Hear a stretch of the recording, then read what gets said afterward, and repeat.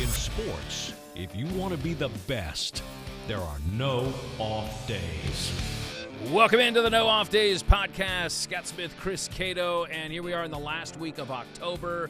So, I mean, we got, of course, baseball playoffs. We're in the crunch of things with college football and NFL.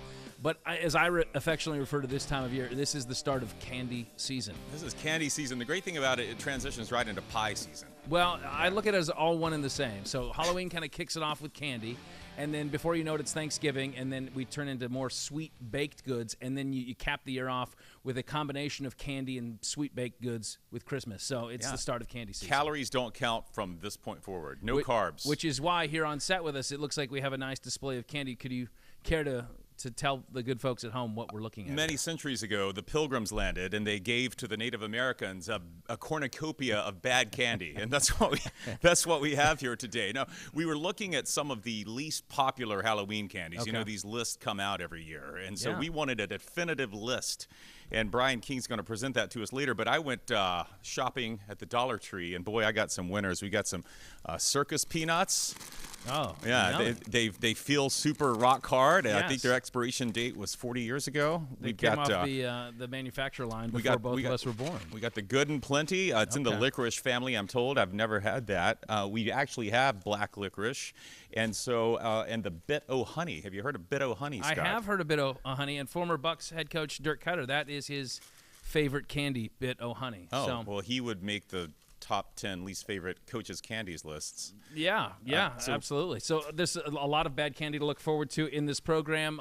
Let's slip inside the old Halloween crypt with our crypt keeper. That would be Brian King, producer BK. Brian, I know as we look at Halloween, I mean you're the father of two girls that they're probably too old. Do they dress up anymore? Is that those days are gone? Oh man, those days are gone. No candy sadly. for you then. You don't get the dad tax anymore. No daddy tax anymore, but I did take advantage of it through the years. Yeah, absolutely. Well, you know, in addition to bad candy, I know that we're going to be talking about some other Halloween themed topics today, right? Yeah, how about costumes? Bad costumes, maybe good costumes. What do you think the most popular costume this year across the United States is? The most popular would have to be like a theme kind of thing. Oh, is this for kids or anyone? I think it's for kids. Oh, a theme. I'm going to say Ghost for 35 years running. Just a bed sheet over your head? No? I'm going to say Volodymyr Zelensky.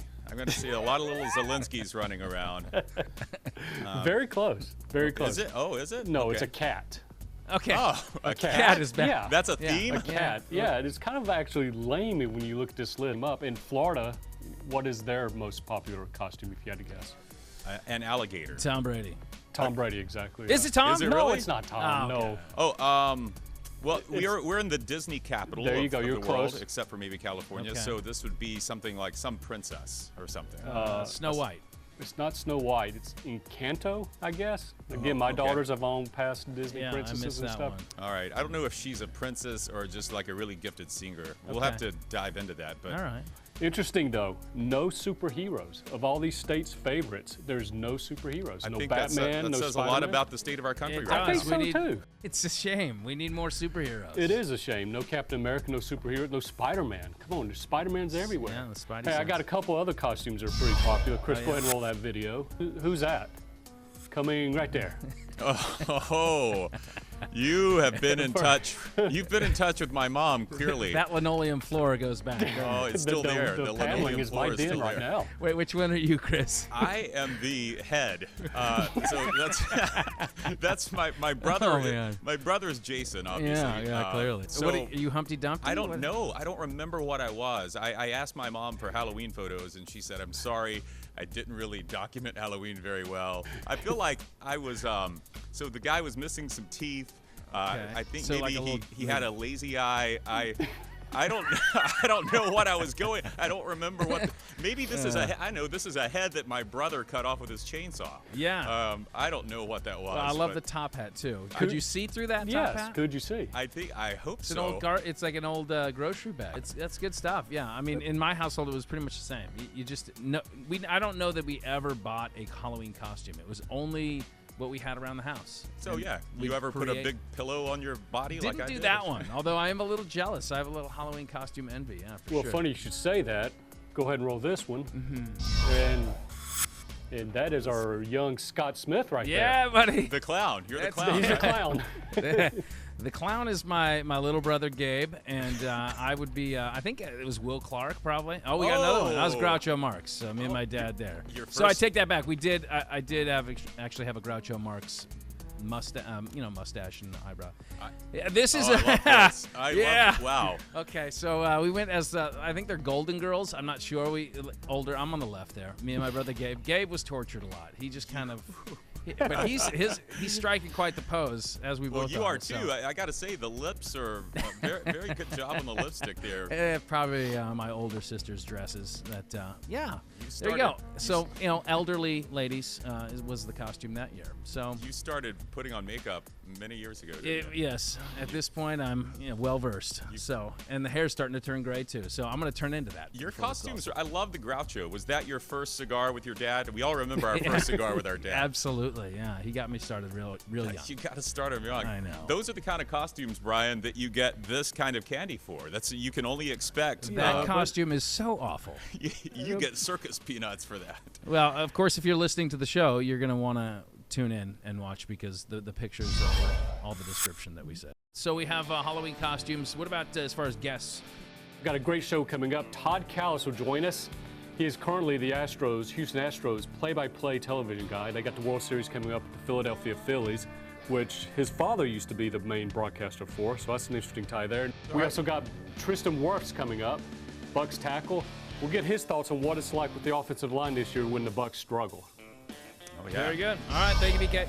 As mentioned, if you want to actually see some of the images that we are all laughing about, of course, you can watch the nodpod by going to fox13news.com/nodpod. If you're watching, you want to listen, you want to subscribe, all you got to do is point the camera at the smartphone, QR code right there on the screen. It'll take you to the metropolis of Nod, and you can click the listen tab, and then all shows are on that page. So take a moment and marinate in the nodpod juices. So you can listen to us, and you can watch us on YouTube, right? Yeah. And you can also watch a condensed version of this show Sunday nights in that popular midnight time slot on Fox 13. It is, and it's becoming more popular as we speak. All right, let's jump into things, our hot topics of the day. And, big question here. What is tradition worth? We talk about tradition for Halloween and dressing up and getting bad candy. But in college football, it is all about tradition. And we're starting to see, Chris, some of these the parts of college football, the pageantry, the stuff that is maybe a little bit more nostalgic for us going away. And we point to the University of Florida and Georgia series, the world's largest outdoor cocktail party, and this last week, Kirby Smart saying, you know what, I'm losing a recruiting opportunity here because games that are played at neutral sites, you can't host a traditional recruiting visit. So you can leave tickets for a potential recruit, but you cannot host them at a neutral site game. This is the same for the Red River rivalry. You can't entertain them, take them around town, talk to them really. Exactly. Right? Yeah. And so Kirby's kind of pushing for maybe to switch this to a home and home. And as a college football purist, I'm curious about your thoughts. And it sounded like Billy Napier of Florida kind of agreed with it, or kind of got where he was coming from. Sounds like he towed the line. He was playing it safe on both sides. Well, I love I don't even think, they ruined it for me when they stopped calling it the world's largest outdoor cocktail party, right? They told us we couldn't, I know, we'll always call it that. That, and to me, the Red River rivalry, which used to be called something else Shootout. It was the shootout. At the Texas State Fair, those are really the two only neutral site games I like. I don't enjoy the Chick-fil-A Kickoff Classic and all of that at the start of the year. I think college football is best on a campus. That's what makes college football special, is that atmosphere, that environment. Fans from the visiting team get to travel and visit a different stadium, a different part of the country before. But those two, Cocktail Party, we'll call it, and Red River, are just special because they've been that way for so long, and you have just the scene with the stadiums that are split down the middle with the colors of one team on one side, the colors of the other team on the other side. And so, I would not like to see that go away for Georgia, Florida either. It's just such a wonderful thing for the city of Jacksonville too. And it's been played in Jacksonville for almost 90 years. It is a holiday in Jacksonville when the cocktail party, the Florida-Georgia game. In the NFL world, of course, the Bucs struggling, but one of the stories that came out after the tough loss last week was Mike Evans and some video that was captured in the tunnel of him looking like he's signing something and giving it to the officials. Now, we have since learned that this was not an autograph, though it did look that way. Two officials came up to him, and they gave him a piece of paper. He stopped, signed something, gave it back to him, but he has now since said that was actually, he was passing along his phone number, or reports are that he passed along his phone number because he's trying to get little golf lessons. One of the officials is a Texas A&M alum, as is Mike Evans, and Mike wants to improve his golf. I guess the Bucs are cashed in on the season now, and they're already thinking about what they're going to work on in the offseason, and Mike wants to improve his golf game. So, yeah, that's what they said was happening, was that the referee was giving him the number, or getting his number to give to a golf pro. Chris, don't ever judge a video at the initial glance. It could be something entirely I often do different. that. I usually jump to conclusions. Yeah, well, clearly this is what's happening. He's signing autographs. We have an autograph session here in the tunnel. Have you ever shamelessly, though, sought an autograph from a celebrity that you'd care to share a story about? I do have one. Yeah. Nick Saban. I'm a huge Alabama fan, as we've discussed at length on this podcast and show. And so in 2010, he was visiting. I was working in South Carolina at the time. There was a spring football banquet for All-Stars. And so one of the players playing was Jadeveon Clowney. Yeah. So, Nick was there to not only talk, but also to recruit Jadeveon. That didn't go very well for him. But anyway, so our sports, I was a news reporter, who always want to be a sports guy. As you know, I'm always trying to horn into your world. Why are you here right now? I don't know. You offered me candy. So I went along with the sports guy. As I went in with the media, but I was there as a fanboy. And so as they're trying to interview Coach Saban, I'm taking out my portrait of him, and I had a hat from the national championship. They had just won the 2009 national championship. I had a hat, and as reporters are trying to ask their questions, I'm shoving my stuff in front of. I got Christmas gifts that year for my dad. Signed hat, a signed portrait. Shook his hand. He gave me, it was kind of the wet catfish. He wasn't really into it, but he shook my hand. Yeah, it was nice. He wasn't. That's it's not. It's really not appropriate. But you did it. I did it. Now it paid off. You're probably not ashamed of it. I got into my father's will, my mom and dad's will, by getting them that autograph. Yeah. So it works. I did something similar, and it was when I got started in this business. And again, cover sports, you're not supposed to do that kind of stuff. But I had an opportunity to meet a childhood idol of mine. That would be one Barry Sanders. He was opening up a bank in Tulsa, Oklahoma. I was working in Tulsa at the time.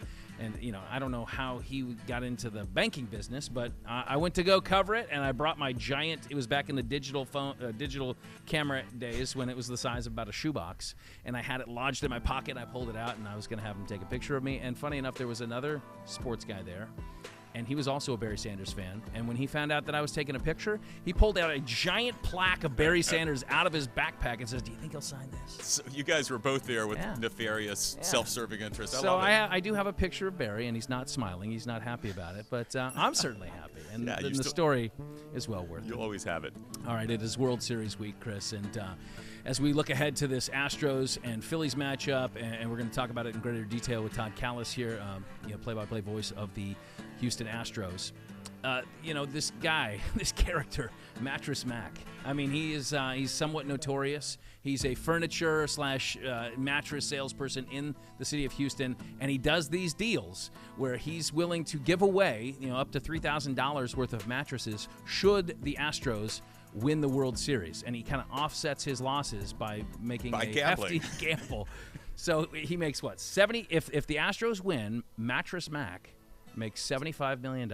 Yeah, about 72.6, it turns out. So he placed a $10 million wager. He broke it up into different casinos, but I like the fact that he placed the first $4 million wager back in May when the odds were 10-1 that the Astros would win. He places a $4 million wager, then goes back 2 months later when the Astros become a 5-1 odds, and places $6 more million. So yeah, he's in to several different casinos, $10 million. If he wins, which he's got pretty good odds now, the Astros are minus 180, favored to win. He wins almost $75 million. Yeah, I mean, and you got to think that Houston Astro fans in the Houston area are probably supportive of this little wager, and if they're looking for a nice, comfortable new mattress, then now's the perfect time to strike. Well, because his deal was this, it was pretty smart too. His thing was if you spend more than $3,000 on any of these select mattresses or furniture pieces, if the Astros win, you get double your money back That was before they made it to the ALCS. And then after the ALCS, he said, for people who come in after that, you'll get your $3,000 back. So not only he could benefit, but all of these people that have bought these fancy mattresses, I'd love to talk to someone who has one and find out if they're worth $3,000. They get their money back and possibly double their money back. The key is a good pillow topper. You can sleep on a cardboard box as long as you have a good pillow topper. That's what I've learned. Like that thing I was wearing in my Halloween costume. That was your rolled up mattress. That was my mattress Mac. It had all my cash stuffed in it, my gambling money. Yeah, so we'll see. He's lost big too before. He's lost big too. He lost $6 million betting on Alabama to beat Georgia last season. Such is the life of a gambling man. Yeah, but we'll see if he can pull it off. Should be a good series. Well, he is the eye in the sky, the play-by-play announcer for the Houston Astros, a familiar and revered name around these parts. We welcome to the show Todd Kalas. Todd, thank you so much. You know, Mattress Mac is in the headlines, and we just want to know how firm or soft your mattresses are at home in the Kalas household. Yeah, we've got the Mac Daddy. My wife actually worked for Mattress Firm for a little while, so that was good. We got the Mac Daddy beds in our bedroom, so it's all good. Wow, how do those sleep? Oh my gosh, they incline, recline. Yeah, it's all good. Every once in a while, when she gets me snoring, she'll push the head thing up, and apparently I stop. I have no idea. That sounds amazing. I'm sure you're sleeping a lot better these days. The team looks unbeatable to this point. Of course, World Series now on the doorstep, and obviously 18 years here in the Tampa Bay area, and you were part of that inaugural season for the Rays and rode it on through, and then you join the Astros, and all they do is win. But now you're facing a familiar foe in the Philadelphia Phillies. You grew up in Philly. Your dad, of course, the legendary longtime voice of the Phillies, Harry Kalas. So I got to think, going into this series, that these are kind of like pinch me moments. Yeah, no doubt. I mean, whenever people ask me who my National League team is, it's been a while since I worked for a National League team, but I always say the Phillies just because I grew up in Philadelphia. So if you ask me who I'd like to see in the World Series and the Fall Classic, I would say the Phillies. So it'll be great. The 4 games here, if it goes that far, and then 3 games in Philadelphia. We'll be heading up to Philly on Sunday. I'll be catching up with some people I haven't seen in a while, both friends from high school and people that have worked in the organization who are still kind of like part of my family, as I pretty much grew up with the Phillies. So this will be one of the cooler moments for me. 4 World Series in 6 years, but this one's definitely going to be special. That's incredible. How much have you thought about your dad this week, knowing that you're going back to Philadelphia and just knowing what he means to that franchise? Yeah, a lot. And the last time I saw a Phillies playoff game was in 2008, Game 5 of the World Series at Citizens Bank Park against the Rays, obviously. And the Rays couldn't win that game and couldn't get it back to Tropicana Field of that day-and-a-half rain delay. That was cool. That we got to share the 2008 World Series together.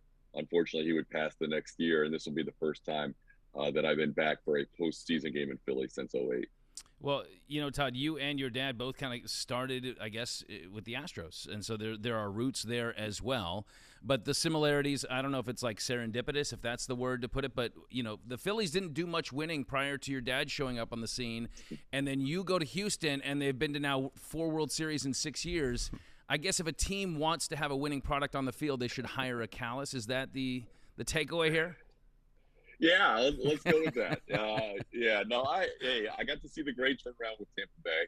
That was phenomenal to have those 10 years where they were the Devil Rays and never won more than 70. To do what they've done over the last 15 years has been phenomenal. So I got to see that thing turn around. But since I've been in Houston, you're right. It's been division title after division title, 6 straight appearances in the American League Championship Series, which is a new record, and now 4 World Series appearances. So I've been blessed. I jumped in here at the right time. I do miss the people in Tampa, and I still will consider that one of my homes, and I always still have a place there. I still go back there a lot in the off season. So the Tampa Bay community and the Tampa Bay Rays will always have a special place in my heart. But things have been pretty good since I've come here to Houston. Well, while we're on the Rays, let's keep it there for a minute. You were with the franchise from the beginning, as you mentioned, some of the years of futility there, and then seeing it become a perennial playoff contender now over the last decade or so. From afar now, though, what's your take on the ownership's stadium fiasco? I think they need to find one, and I think they need to find one on the other side of the bridge. I appreciate all the people that live in St. Pete, and downtown St. Pete has grown up in leaps and bounds over the last decade or so. But all the population, as you guys know, is based on the other side, and it's growing on the other side at a greater rate. So there needs to be a stadium. It needs to be on the Tampa side. This is a community that loves its baseball. The Rays are never in the bottom 5 or 10 usually in ratings in the major leagues. They're usually somewhere in the middle of the pack. People just don't show up at Tropicana Field for whatever reason, and we can have a whole nother show on that. But the stadium needs to be built, and it needs to be on the Tampa side. Well, the Astros have provided this. I guess it's a model, but I mean, really, they have lightning in a bottle with the amount of talent and depth that they were able to grab in the lean years with this organization, and now they're sitting here with a guy like Jeremy Pena, who's the ALCS MVP in his rookie season, and Altuve is one of the best players in the game, but he's ice cold right now, and you got to think if he heats up, that this is really an unstoppable force. When you look at all the talent across this franchise and what they're able to do and keep the band together, so to speak, how special is this? Yeah, it's incredible. You don't see a run like this. Like I said, it was unprecedented, 6 straight ALCSs, and the Braves actually got to 8 in a row in the National League back in their run in the 90s. But there was a strike year in there, and the first 3 years they only had a win in their division to get to the CS. So it was a little bit of a different scenario. But yeah, 6 straight years in the CS, incredible. They're a team that keeps finding players, whether it's Jeremy Pena, they got Yordan Alvarez in a trade. Now Hunter Brown comes up this year. They continue to reload, and they're very, very talented again this year. Their pitching staff is dominant. And even though a lot of people love to hate on the Astros based on what happened in 17, you still have a couple of Tampa guys over there on that roster. You've got Kyle Tucker from Tampa Bay. Oh, yeah. And then Jesuits' own Lance McCullers Jr. So some rooting interest for the locals, as long as you can stomach cheering for the Astros, which some people in the American League can't, Yeah. based on their success and also what happened in 17. How is Lance doing, by the way? I know he had a recent run-in with a champagne bottle. Yeah, he did. It was funny watching the celebration in New York because he had this whole sleeve with an elbow guard on just in case on his right elbow. Lance is fine. It's just a matter of whether he pitches game 3 or 4 in the World Series. He or Christian Javier, whoever doesn't start game 3, will start game 4. But Lance will be ready to go. He's been in this moment before. He's done it before. Pitched game 7 of the CS and World Series in 2017, and now has a chance to jump in there. He started the clincher in the DS, the clincher in the CS, and he'll be a big part of the World Series as well. Yeah, celebrate responsibly, right? On the other side of the diamond, when you look at this Phillies team and you analyze what they've done, just kind of, 87 wins through the regular season, then they just get in and get hot, and they've kind of got that stink on them now. What is it that you see in this team that could pose some problems for the Astros as you do your pre-World Series analysis, getting ready for your series shows? Yeah, it's similar to the 2019 season for me with the Washington Nationals, where the Nationals got hot at the right time. And there's a little bit of similarities there where Washington really could have been bounced from that wild card game in 19, losing to Milwaukee until the last inning. Phillies were losing game 1 of their first series against St. Louis until the very last inning. They rallied to win that. And then they just caught fire. They carried that momentum all the way through, beating an Atlanta team that, frankly, I thought was the best team in the National League, even though the Dodgers had a better record, and then going ahead and winning against San Diego in 5 games. So they've been highly impressive. Unfortunately, the Astros have lost the World Series the last 2 times they've been in there, both times to National League East teams who have been hot. In 19, the Nationals, in 21 last year to the Braves. Hopefully they avoid that for a 3rd straight year. The Phillies are on a roll right now, but I still would take my chances with the Houston Astros based on what they've done in the regular season. And even though they played a lot of close games, how they've rolled through the postseason at 7-0 so far. Interesting that you say it reminds you of the 2019 Nationals team, because that was the team that did not have Bryce Harper. That was the year he left for the Phillies, and he got the big payday, but then he missed out on that after 7 years up in the nation's capital. So, but when you see what he's doing now, I mean that iconic home run to win it and to advance to the World Series, but just how his game has come together despite all the pressure this guy has faced throughout, I mean, from the beginning of his time in the big leagues, even prior to that, he's kind of reaching this climactic moment in his career, it seems. Yeah, and you wonder, with the spotlight being as bright as it's been on Bryce Harper, maybe brighter than any other player we've ever seen from age, whatever, pre-teen years, all the way through the time he was the #1 overall pick. he's always been under the spotlight. He's always been the focus of attention. So maybe, the biggest stage doesn't face him as much as other guys, but he's right now as hot as anybody in that lineup, and he'll be a force to reckon with. We saw Yordan Alvarez kind of carry the Astros in the first round of the playoffs. Yordan got cold in that second part in the CS, but he can get hot again in that World Series. If he's going well and Bryce Harper is going well, those are two guys that can carry lineups, but both those guys have a lot of good weapons around them. The Phillies have more left-handed sticks than the Astros have seen so far in the playoffs, so that'll be interesting to see if they add a left-handed reliever, Will Smith, to their postseason roster for the World Series. But Bryce is a factor. He's a big factor. As Bryce goes and as Yordan Alvarez goes, that could be a big part of who wins this World Series. I'll tell you what, the Astros starting pitching is the bullpen's been phenomenal. You mentioned Lance McCullers earlier, but presumably it's Justin Verlander game one, and that's how you guys ended the season against this Phillies. It was a little foreshadowing of the World Series matchup, but in that game two of that 3-game set, Verlander was out there, and I think he faced 16 batters, struck out 10 of them. How dominant is JV right now? Yeah, he's rolling. He's rolling, although he had one bad start in the playoffs, but he's rolling based on what he did at the end of the regular season. Had that one bad start against Seattle. The Phillies had wrapped things up that night before on Monday night at Minute Maid Park. They won the second wild card that night, so they kind of celebrated hard Monday. Didn't have all their regulars in the lineup Tuesday. Not to take anything away from JV. When you strike out double-digit strikeouts in 5 innings and don't allow a hit, he threw no-hit baseball. You've dominated a major league team no matter who's in that lineup. But he'll see some different faces in that lineup. Verlander's probably doing his work right now, knowing him for the Friday start. He'll get the ball game 1. Framber Valdez will get the ball game 2. And as we mentioned, either McCullers or Javier 3-4, one way or the other. So it's a very deep pitching staff. It's the reason why the Astros are where they are now. It's the reason why they won 106 in the regular season and they're 7-0 in the postseason. Well, you always look for the intangible at this time of the season because both these teams have obviously loaded lineups and they're both hot because they're here. But it's kind of bizarre when I think of an Astros team that has been to now 4 World Series in 6 years, and yet do they possibly have a chip on their shoulder because of the fact that they lost the last 2 series? I think so. And, and I think the fact that people talk about 17 the way they do and they don't feel legitimized as much as they want to for that first World Series championship. So, yeah, here we are 5 years later. They didn't win in 19. They didn't win in 21.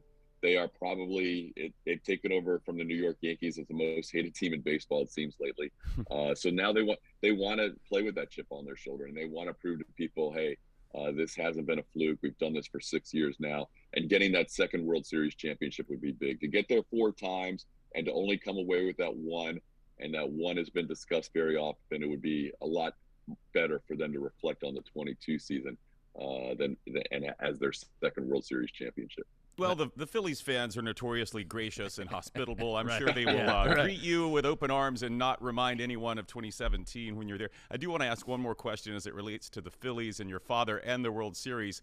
I thought this was really cool. In 2008, you were with the Rays. The Rays played the Phillies. You got to call an inning with your dad in Game 1 of that World Series. I got to imagine that was special and weird all at the same time. Had you guys ever done anything like that before? And what brought that together? What made that happen? So, yeah, the uniqueness of the fact that here we were father-son on opposite sides in the World Series. We're not sure if it's ever happened before. It may have, but nobody's ever notified us about that. So we were on opposite sides. It was a crazy run for the Rays. Nobody expected them to be there in 08, obviously. So it was just a unique opportunity for us to work together. We had done a few spring training games together, and I actually did work 3 seasons with the Phillies, but I worked on a different network than my dad, so we never worked together in those 3 years. So, yeah, we had done a couple of spring training games, but never had done a regular season or certainly not a postseason game. So to call an inning with him in World Series, Game 1 at Tropicana Field, that was the pinnacle of my career. There's nothing that'll beat that. Well, who did the play-by-play and who was color? Did you guys fight over that, or how did that go? Was Dad stepping all over you? It was his broadcast. It was the Phillies broadcast at the time. So I was just doing color. He was calling the game. We were still doing pre- and post-game shows for the Rays, which I was involved with, but we didn't have any role with the game itself. So I just filled in on color for an inning with him. And again, that was a memory that will last forever, and my finest moment. It'll never be topped in my broadcast career. That's awesome. Well, a special moment, and for you, the story is still being written from the broadcast booth, looking to bring home another World Series with the Houston Astros. So, best of luck moving forward. Todd Kalas, thank you so much for your time. Wait. We got to ask him this in keeping with the theme of our show here. What is your worst or best Halloween costume you had as a kid? There you go. Oh my gosh. You know what, guys? I'm not really a huge Halloween guy, so I probably had terrible costumes growing up. Well, we did too. Yeah, right. That's probably why I didn't like it very much. Okay, give us your favorite. Give us your favorite candy then. What did you have to have at Halloween?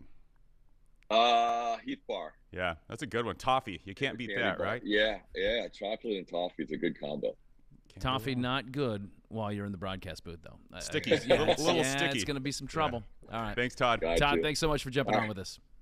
All right, guys. Todd Anytime. Kalas. Thank you so much. All right. Well, we are looking forward to the series starting. Games 1 and 2 Friday and Saturday this week, and then next week they switch things up. Game 3 going back home for Todd Kalas, the original home. That would be Philadelphia. Well, now we switch things up a little bit. This is a hard right turn. We're going from baseball and football, and of course a big Thursday night game this week for the Bucs taking on the Ravens. In his third year, already one of the best in the league, Chris, at his position. Bucs right tackle Tristan Wirfs joins the program right now. Tristan, thanks for hopping on.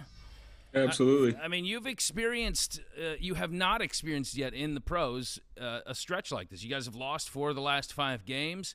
What do you think the biggest challenge is in terms of the mental side of the game? I know you guys hitting the practice field, working on game plan, getting guys right, getting bodies healthy, but I know that there's a mental toll that going on a rough patch like this takes. So what's the biggest challenge from your perspective?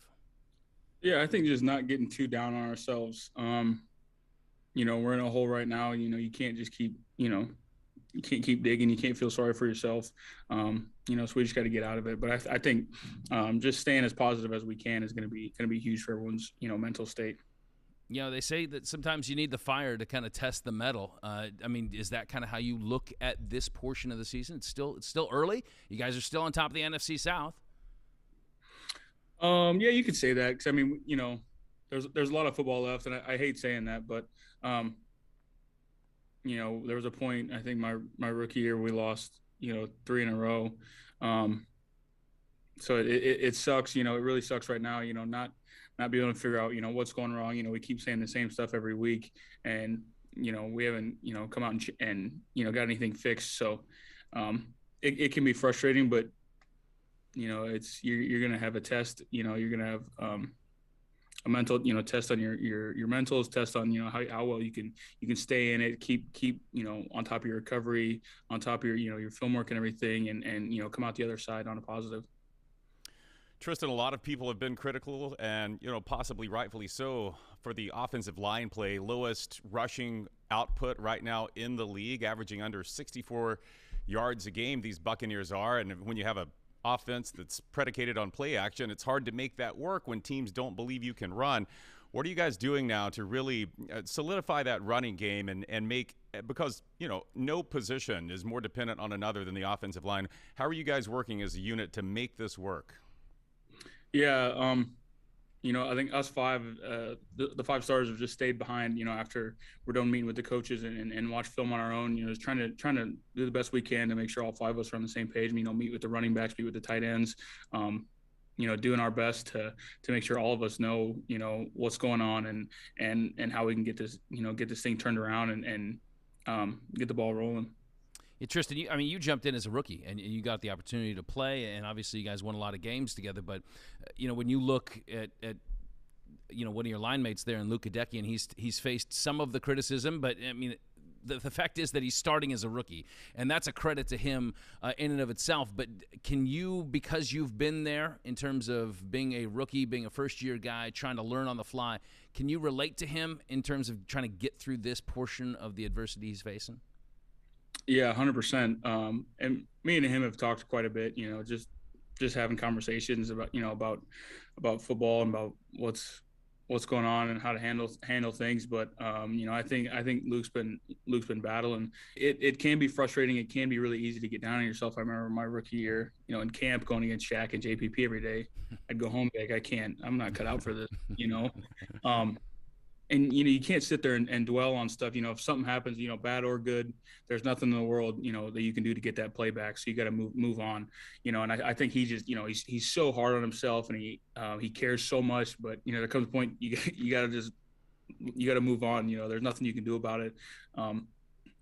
But no, like we've talked just, because I know what that's like, putting pressure on yourself, having outside pressure, to perform. So it's just, he's been coming in here balling, coming in here, studying his tail off. So, I'm super proud of him, and we got a lot of football ahead of us. He's got a lot of football ahead of him as well. So, excited for him. Yeah. Well, let's talk about some of the football that's behind you as we're kind of going through this struggle the last couple of games. You're probably tired of answering questions about the Tom Brady pep talk that he gave the offensive line during the Steelers game. How much of that, for people that, are on the outside, they look at that as, Brady's blasting his offensive line, and look at this. Talk about the dynamic, how you guys process that. You don't see it as a butt chewing, I'm guessing. Yeah, not really. I mean, just trying to rally the boys. We were off to a slow start. You're just trying to get us fired up, and Hainsey said it. I think I've said it. I don't think any of us took it personal. It's more of it's like the people on the outside took it like he was yelling at them.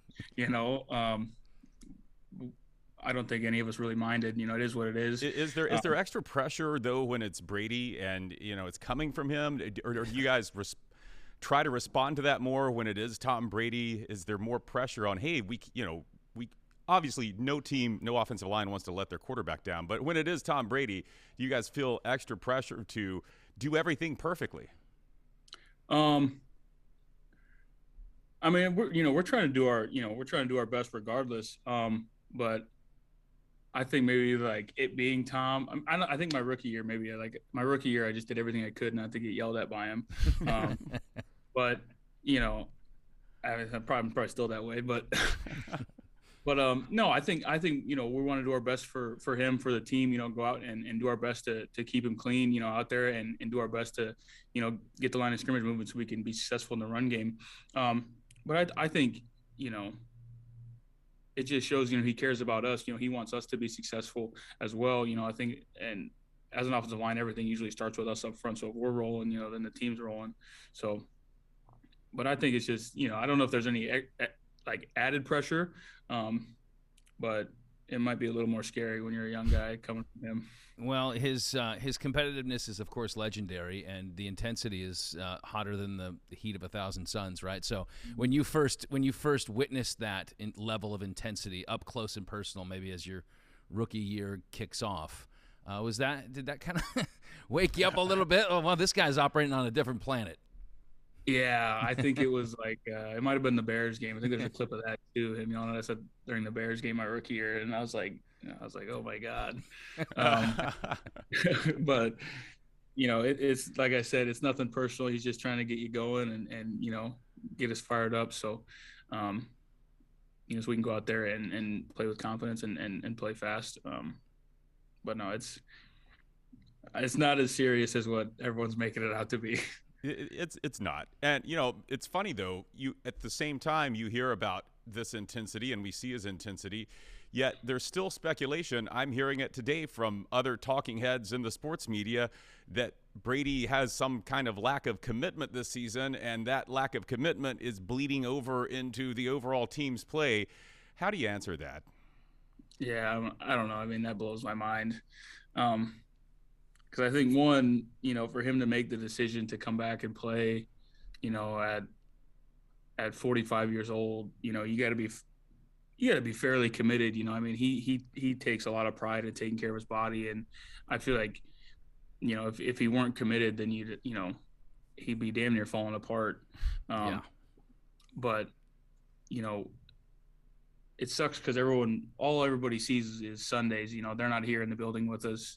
They're not seeing, pulling up the building and seeing Tom's car already here. He's the first one here, and the effort that he puts in the building and the effort he puts in with us. So they just see the product on Sunday, but they don't see all the behind the scenes. So it frustrates me because I care for Tom a lot, and it sucks. You know, you can't. You know, I can protect him on the field, but I can't. You know, protect him from everything that's said outside. So, you know, it sucks. Yeah, when he was drafted, you were 1 year old, and I know we've asked a lot of age questions, and Tom is he doesn't. Age is one of those things that can't wrestle Tom down. So we know this, but do you sense that any difference in age when you're out there on the field? I mean, like, are there cultural reference points where you're like, oh, like it hits you all of a sudden? Tom's 45 and he's a lot older than me. I think some of the jokes he makes are just like just dad jokes, and I don't know. I think the music he listened. I said something once, and I was like, "Oh, my mom loves this song," or something like that. My mom's like 2 years older than him, so. Oh no, that's great. I don't know. It's funny. He's just goofy. Well, when you were 1 year old, I mean, you were probably the size of an NFL player already at that point. Some of the stories about I read something where your mom, even when you were very young, you were still in diapers, that she would kind of get these scowls, these looks from people that are like, that child is too big, too old to be wearing diapers, but you were just always a big kid, where you were wearing adult shoes when you were in elementary school. Yeah. She had to carry my birth certificate around like for travel baseball and stuff when I was a kid. People didn't believe I was like, you know, I was hitting their son, 300 feet over left field, or whatever. But trust me, I'd want to see a birth certificate too if I was opposing you. Well, hey, while we're on childhood, Tristan, keeping with our theme in this show today, any great Halloween costumes when you were a young man, or any really horrible Halloween costumes? We just had this, like coming off the field. There's like a whiteboard. Like, ask you a question. We just had this, the best Halloween costume. I think I was Frankenstein like 4 years in a row when I was like really little. Had these stick-on bolts. You were just owning the monster image, right? Yeah. I loved it. Like, I loved being Frankenstein, but I think my mom has a picture of it. Somewhere, but I'd love to see that. That was the best. Be better than the pictures that Scott showed us earlier of his Halloween costumes. Yeah, well, if it's something works, you got to stick with it, right? Hey, is JPP a big talker? Yeah, I'm looking forward to that. Yeah, this week or on Thursday. So there's gonna be he's gonna be talking a lot of smack. I know that. Well, we certainly appreciate your time, Tristan, and if you're from your viral moment of jumping out of a pool, and I'm sure a lot of do you shins. Still get when you go to a pool party, do people beg you to do party tricks? Do they ask you to go fully into the pool and leap out full body like you did in that famous viral video? Oh yeah, I'm at the grocery store and people ask me if I can do it. No, everybody loves that video, so it's I didn't think it like. Back in college when we first did it, I did not think it was gonna blow up the way it did. I just we were just having a good time, but no, that's funny. That's Can you hilarious. still do it? Could you still do it? Yeah. Yeah. A lot of Tristan Wirfs wannabes have scraped up some shins in the process of that. But anyway, my point is, from that moment till now, I mean, you are on a legendary path, my friend. Thank you so much for joining us on the show. Best of luck on Thursday and turning this thing around. You're awesome. Thank you, Tristan. Tristan Wirfs. Much thanks to Tristan Wirfs, and a guy that takes a lot of care of his body. He would never put garbage in. But we're about to put some garbage in, Chris Cato. We have this is the moment that we've all been waiting for. What you have led the show off with, bad candy that we are going to be forced to now consume. We felt this was our duty to the American public because, these lists come out every year. This is the least popular candy. Well, we said we wanted a superhero, and maybe you're going to be a superhero for somebody today. Maybe my stomach is it. But what we want to set straight is this candy really bad? Is it bad? Like, or people just, we like to be divisive about candy corn, but you haven't actually tried candy corn in 25 years. Maybe give it a shot. Maybe it's delicious. So we're going to get into this now. I think Brian has the list, right? Yeah, BK, hop back in here. Let's see. Do you have the list with you? I do have the list. Bad candy? Bad candy, and some of these I actually like. So we'll start off with number 10, Good and Plenty. Good and Plenty. All right. You know what those are? For it. These are these.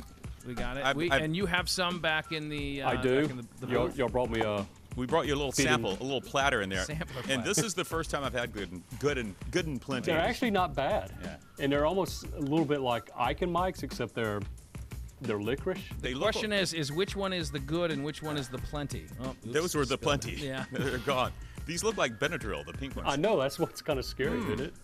It's black licorice. Yeah, it's awful. Yeah, it's not good. This is not good. It is plenty, but it's not good. And we also have black licorice on this list, I believe, because I'm Black staring at it. licorice was number 9. Next Number up on 9. the list. So do we have to eat the black licorice? I guess we do. This is my bad idea. Okay. Here we go. All right. You know, I believe black licorice was the first candy. Was that the first candy? It's been around quite a bit. Yeah. And I will say, I don't know, I've never had black licorice since I was a kid. But it tastes a little bit better Yeah, it than tastes when I was like a kid. It kind of looks like those things you put in your tire to fix a flat. Yeah, a plug. yes. Yeah. It's probably Tire plugging plug, yeah. parts of your Maybe body that's now. what this is. It also has the texture. That, It has the texture of a Twizzler. I'm plugged up. It's better than the Good and Plenty. I'll boy, say does. that. It is does better have than a the Good and bad Even though aftertaste, they're both black licorice. So this actually should be number 9 on the list, and this should be 10. They got it right. though. Yeah. All Number right. 8, Tootsie Rolls. Do not agree with this. Let me see that Tootsie Roll. There. To the left. Yeah. To the right. All right. Okay. So Everybody that- knows the Tootsie Roll, right? We know what a Yeah. Tootsie Roll tastes like, though. I mean, how are these on this list? Tootsie Roll are not controversial. I know. Well, And but they're not good. Or plenty. but what Yeah. what's What is a Tootsie Roll? Is it supposed to be chocolate? Is it? supposed to be like chocolate taffy? All I know is that if Tootsie Roll is in my Halloween bag, it will be the last thing that gets consumed. It's the last thing. Definitely. It's too chewy. Way too chewy. Brian, you like them? He's kind of a Tootsie Roll guy. I kind of like them. I knew he was a Tootsie Roll guy. I should have brought a napkin to spit this stuff in. Number 7, Mary Jane's, which I guess are like bitten honey. We don't have Mary Jane, so we're going to eat the Bitto honey. Bit of Oh, honey. really? It's the same thing, though? I thought, yeah. No, Oh, give me you let lose me let me try. Let's try that again. All right, bit of honey. These are the number 7 on the worst candy, but probably number 1 on the I've ever had dentist favorite. It's candy funny, all because- these have the same texture. They're chewy and very bendy and probably could have been made 100 years ago and would taste no different than they do now. Exactly. Probably not. Why does the bit of honey taste like black licorice? maybe because I saw black licorice. We in should my have brought a palate cleanser out here. Yeah. A Reese's palate cleanser. teeth. Okay, so far, bit of honey is the best of the bunch. Right. I don't think so. 'Cause it's kind of like caramely. Oh, it's up in my teeth, up in my molars. That's the thing. It's going to pull out dental Okay. work. Number 6, Smarties. Yeah. Down is number 4 last year, so now it's becoming more popular, I guess. I don't- Smarties, number 6. My bank, when I was a kid, you put your money in the tube, and the magical tube sucks up your money Yeah. to the bank, and my tube at my bank would always send Smarties back. Wasn't that nice of it? You know, Nice. there's a world of difference between a sweet tart and a Smartie. And sweet tart, I would put, it's a good candy. Yeah. Well, It's a quality candy. Smarties, awful. awful? Yeah. Really? I like Smarties, It's not the, No, not and that big you know of a what? difference. Smarties, if you just crushed them up, it's a pixie stick. which are also good. Very good. I don't know why I don't like. Maybe it's I don't like the wrapping. It It- brings back bad memories. Cellophane, R. Yeah, I like Smarties. I don't know why they're on that list. People are dumb if they don't like Smarties. So far, I'm in line with everything that we've seen here. So far, Smarties number 1. Number 5 on this list, something I hadn't had since I was probably 5 years old. Wax Coke bottles. We don't have those. No. Those are nothing but a. Was it real wax? It was a wax bottle about this big, and you bit into it, and then it was like a couple drops of sugar water. Oh, that sounds, Sugar water. sounds That was it. intriguing. Yeah, Well, but it was I'm so sorry- much I'm work sorry just to- to get the sugar water out, and you. I'm sorry I Did didn't one or find two of those. them and you- Dollar Tree failed me on the wax Coke bottles. They may not be in circulation anymore. Yeah. They shouldn't be, probably. Number 4, Necco wafers. We got the There we go. Neckos. Yeah. Otherwise known as the roof to every gingerbread house that. There- Oh, yeah, any that's third where I've grader seen has them. made. Okay, There you there's- go. Have yourself a Necco wafer. All right. You know, Necco is the company that makes the. Oh my gosh! I've I think I did just crack the crown. I've never had these before either. Necco is the company that makes the little hearts at Valentine's that have the phrases on them. So Yeah. I imagine these are going to taste just like that. Same exact. Yep. Yeah. No, those are Not chalky. a fan. Chalky. Yeah. Kind of tastes like toothpaste a little bit. Mm-hmm. Has like a clove flavor. A to toothpaste that causes cavities. That's what this is. it. Yeah, it's a reverse toothpaste. It's perfect. They say you can't put the toothpaste back in the tube, but I think Necco You has can make defied that. square discs out of it. Yeah, don't like the Necco wafer. All right, dig into that bag of candy. What do you got? Top three now. Top three worst candies. Here we go. These aren't the ones that I thought of. Peanut butter kisses. I think Cato bought the wrong ones. Yeah, I did. The ones that came in the orange and black wax paper. Those really are bad. I had a relative that always gave those out. We avoided her house like the plague. Yeah, those are the ones that stayed in the bottom of the bag. We're eating these. These are caramel chews, right? Okay. These are good. Yeah, I like these. This is 3? This is number 3, third worst candy according to this survey. Wow, I'm kind of having a nostalgic moment right now. I don't know what that. I'm having like a recall moment when you taste something that you haven't had in a long time. That's the way it was with the licorice. Yeah. Just tastes like a cream-filled donut. Maybe that's it. Yeah, that's I what eat it a is. cream-filled donut every day. That's how I start. This mine. is great. This should be on this should be on the top candy list. Yeah. No, that's Whatever good. this is called. Okay. Top 2. Okay. Top 2. This was down from number 1, worst candy last year. Candy corn. I'm gonna go pumpkin. So you have the harvest mix. This is the autumn harvest. It's kind of hard to find, so you can thank me later. But There you go, you get on not only your classic corn shape, you get the pumpkin, which is just a much bigger version of the corn. Much more sugar packed in there. Yeah, I'm not. Here's the thing with candy corn, that you can eat them like it's an addictive type of impulse, but it does not taste good. It's like sugary wall spackle. Right. Well, I think it's good in moderation, right? So I could eat like a handful, but I can't sit there and eat a whole bag. Well, before you know it, the bag's gone. The hand starts at the top, and then you're mindlessly wandering, and then all of a sudden it's scraping into the corner of the bag. And that's not good. All right, give us our number 1 so we can get out of here. It's the obvious circus peanuts. Circus. There it I've is. never had All a right. circus peanut, and I'm so looking there you go. forward. You go Okay, first. here Yeah. Wow, these things are hard. Yeah, but they'll soften up in your mouth. Don't you worry. Yeah. Hear that? Yeah. I think It's these are wood. past their expiration. I think this is wood filler. Is this wood filler? Oh boy. Oh, that is awful. I can see why that's number 1. Yes. It's banana. This is diabolical. It's shaped like a peanut, colored like an orange, and it tastes like a banana. Yeah. It's too much. You know what? Too many moving parts. If you give these out at Halloween, you'll never have to worry about trick-or-treaters coming by your house again. No. And these, by the way, were probably manufactured before you were born. Yes. But the live-by date is good for another 50 years. But Manufactured before 1999. And Brian, you had a bit of history with these circus peanuts, didn't you? If it was not for circus peanuts, we would not have Lucky Charms cereal. The guy worked for General Mills, trying to come up with something to make the oat cereal they had. And so he saw circus peanuts, and he said, hey, I'm gonna chop these up in bits, throw them on his Cheerios, and ate that, and that's what became Lucky Charms marshmallows. well, how about that? How about that? I guess that's one way to improve circus peanuts. Well, you would think the folks at Circus Peanuts, they would have thought, hey, it tastes better when it's a Lucky Charm. Maybe we can refine our Work on the disgusting colors flavor after a and while. the shapes. So that leprechaun just stole their marketing You know what they idea. also are good for? They're like weapons, too. There you go. You can put someone's eye out. Take that, Circus Peanut. All right, that'll do it for us. Hopefully your trick-or-treating goes a little bit better. The daddy tax, always crucial. Get those Kit Kats. Get those Reese's Peanut Butter Cups. Yeah, get All that. right, so that'll do it. Hey, much thanks to our guests on today's program, Tristan Wirfs, Todd Kalas, and, of course, BK, Cato, and, of course, our production crew here as well. Thank you so much for tuning in to the No Off Days podcast. Remember, until the next time we're on, there are no off days.